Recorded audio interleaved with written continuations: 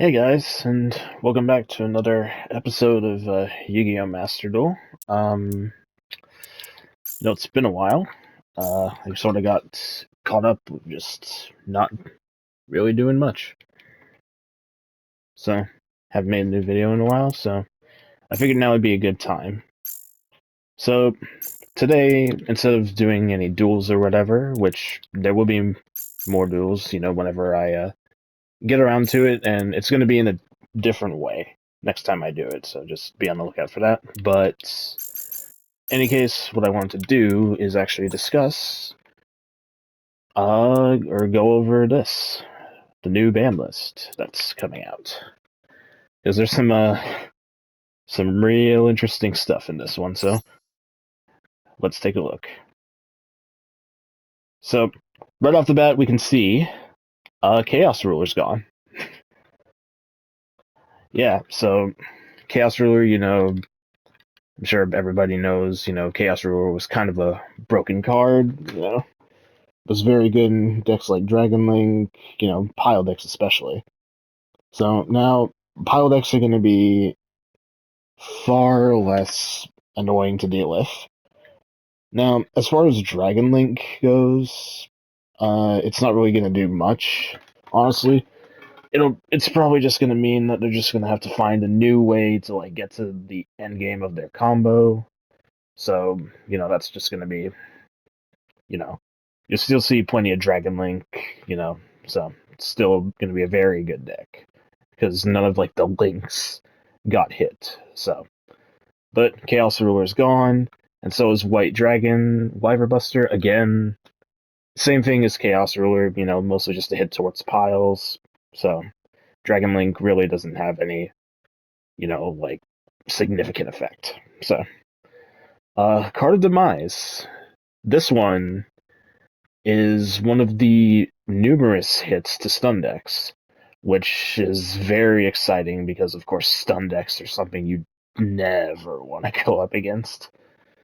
Stun decks are just super annoying to deal with. So not having stun decks not having any of their stuff that makes it so that you can't even do your turn, stuff like that. That's very good. I do enjoy that.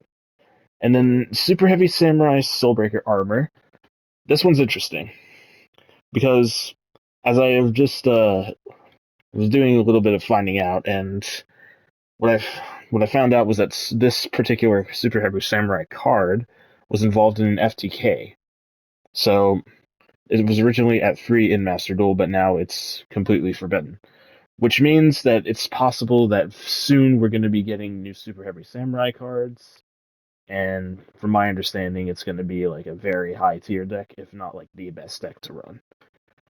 So, we'll have to look forward to that. So, now if we go down, now this is where we get to some real stuff. So, first of all, Kashtira Fenrir. And, yeah, this Fenrir in particular is a really good hit to Kashtira. And then I'll go over Birth as well. Um, so the significance of hitting Fenrir, in my mind, as someone who's plays Kashtira, Fenrir and really Birth being at one as well, is really the two hits. The Fenrir hit makes sense because it's literally best possible hit to do without just outright killing Kashtira. And then Birth at one will, however, have another significant impact on making Kashtira less consistent. But in Fenrir's case specifically, this does two things. Firstly, it limits the effectiveness of the turn one board that Kashtira would normally do. And it also, the second thing it does is in terms of how it affects other decks that would use Fenrir.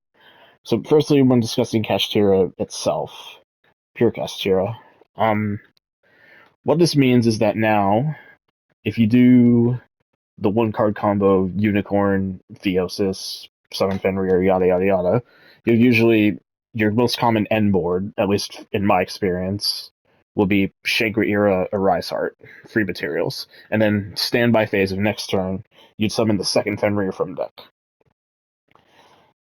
With Fenrir being limited to 1, that's no longer possible. And the reason why that's significant for the end board is because now your choices will most likely end up being either Tier Limits Kashtira, Scareclaw Kashtira, or Unicorn would be best option, I'd say, in my opinion at least. Because with Fenrir on field, Fenrir's second effect, other than searching for Kashtira, is that it's a free monster effect activated by opponent. It's a free banish of a card on the field. I don't think I need to really explain the significance of why that's such a big deal. So, Fenrir being limited to 1, you do your standard Kashtira combo. Most likely you'll end up like Xyzing Unicorn and Fenrir to make Shangri-Ira. Go forth from there. So, with Fenrir at 1, now during standby phase of next turn, you can't put Fenrir on board. So you lose out on that free field banish. And I'd say probably the best option at that point would be just Unicorn for the extra deck banish, but that's not as significant as the on-field banish in my mind.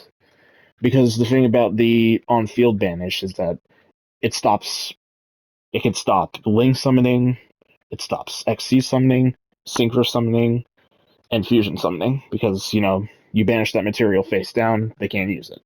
That's the end of it. So, very significant hit for the Kashtira end board. And then as far as other decks go, a lot of decks were using 2 Fenrir, because you special summon Fenrir, and then you can add the second Fenrir to your hand.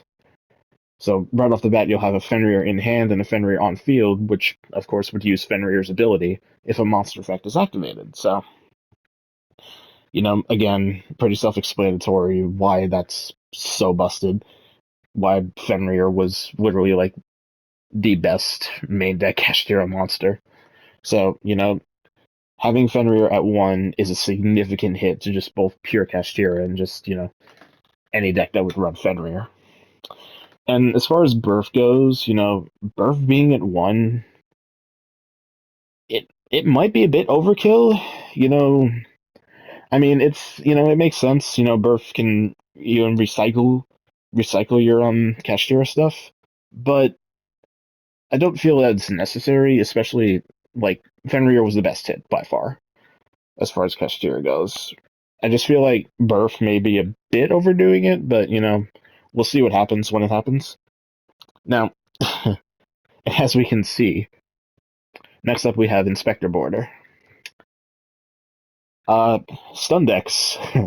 But you can already see, the limited section, everything's stun deck related. Border, there can be only one. Runic Destruction, sending Runic further down the pit of unplayable.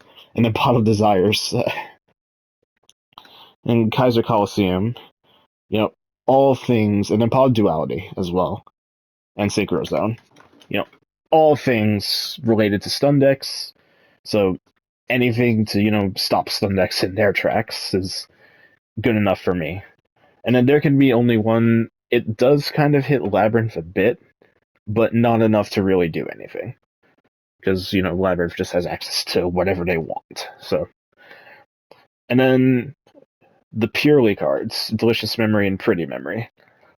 Now, Purely is in that, it's as far as what I've seen, I should, really say that, don't take anything I say as far as, this ban list goes as, face value, I'm not exactly, that knowledgeable when it comes to, what's going to be meta, what's not going to be meta, what's going to be just an unplayable deck, I can only see what I know based off of what I know. So, there's other people more qualified than me to tell you what's what, so it's just, what I think and what I know, which is not as much as other people do. So just bear that in mind. Now, as far as the Purely cards go, it seems like they're really doing this on a track of just wanting to just give purely the axe for whatever reason. Did they like Master Duel's ban list has a habit of doing this where they just like they'll just outright kill a deck for no real reason. Like purely is not even a problem, and they just do this to it. Like Kashtira was a problem. That was for certain, but purely no. I would say not. It was annoying to go up against sometimes, but you know it's not like it just it needs to be banned. Like no, like they have a bad habit of just executing decks for no reason. I mean, you know, you look at Pot of Desires and Pot of Duality. What's one deck, like ladies and gentlemen, that has been executed in Master Duel, like executed because of their ban lists, and that relates to the pots. Fluanderies. They outright executed Fluanderies as a playable deck. Like nobody runs it anymore. Like it's at coping levels now, and like it's so funny because it's just like hitting Pot of Desires in Duality. That's just you're hitting Fluanderies more. Like what's the purpose? Like they just hate Fluanderies for like no good reason. And honestly, I wanted to play Fluanderies. Like I wanted to see how I would fare with that deck, but the problem is like what how am I gonna play it?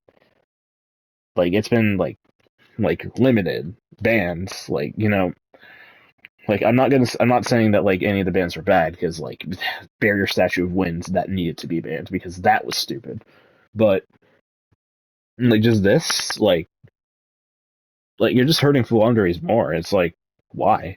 Like what did Fluanderies do to them? It's just so funny to me. But you know that's as it stands. You know is what it is. You know it's more so hits towards stun decks, which you know that's good, but you know that's cat collateral damage. And then semi-limited Freddy Memory, I already went over. Now, limited lifted, Dragon Rulers. You know, I don't know anything about the Dragon Ruler deck. I know from what I can understand, it's not like competitive, so it's not really going to have an impact on the game. So, you know, it's great for anybody who wants to play it, but as far as I'm concerned, you know, okay, that's fine. Speedroid Terratop, same thing, Speedroids, you know, it could work with other synchro decks, but I highly doubt it's going to show any real signs of, you know, any significance. Same thing with Predaplant Scorpio. I mean, you know, you could throw that in like branded, maybe, you know, like branded Predaplants, but honestly, if you're running branded, you really just want to be running like Despia or Puppet Lock at this point, which surprisingly, that wasn't hit. Branded was not hit. I mean, I don't think Brandon's like oppressive or everything, but you know, a Puppet Lock is like, kind of want to hit that. And then Sword Soul Strategist Longguan. Now, I know I butchered that name.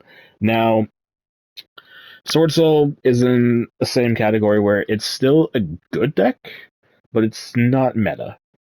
Like Sword Soul hasn't been meta for a while, so you know, putting Longguan to free doesn't really do anything. It just makes it so that Sword Soul can have a bit more of a competitive edge. So you know, happy about that. I did want to build a Sword Soul deck at some point, but you know, as far as Synchro goes, I settled on Black Wings, and I haven't looked back since. So, but yeah, now as far as this goes,